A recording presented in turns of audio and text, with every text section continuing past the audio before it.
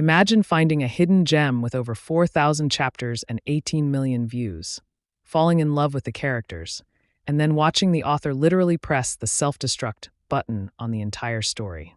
Today, we're talking about Death and Me by Suiyan. It's a journey that started as a 10 out of 10 and ended up being a warning for every reader out there. The story follows the twins, Rean and Roan. It's a fantasy cultivation novel with a twist, having two main characters with opposite personalities working together.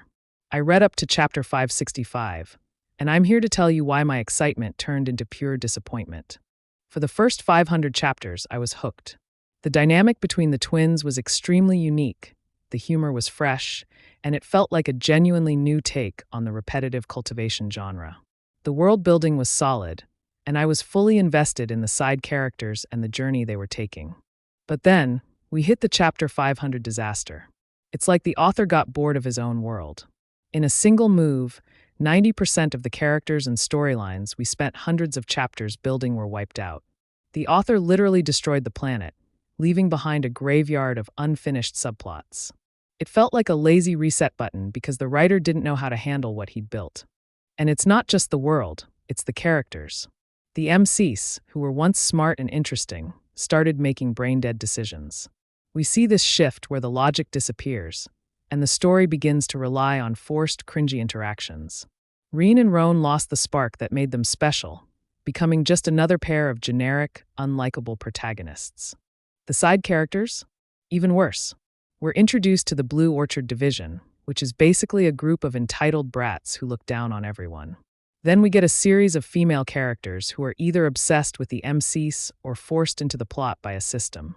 From a princess who tries to force herself on Rean to characters who scream at the sight of panties, it became a mess of tired tropes and shallow writing. The structure completely collapsed after the planet reset. Important moments are rushed, and the payoff for long-standing mysteries was just deleted.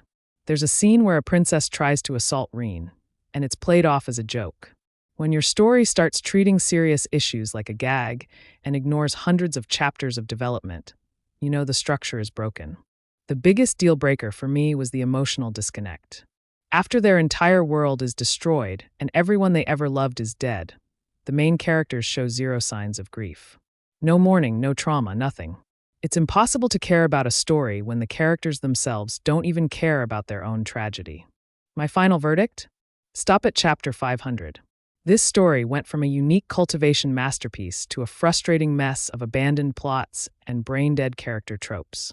If you value your time, don't follow the twins past the 500-chapter mark. It's a 4.5-star rating that, in my opinion, dropped to a 2. Have you read Death and Me? Did you stick it out past the world reset, or did you drop it like I almost did? Let me know in the comments. Don't forget to like and subscribe for more honest reviews. See you in the next one.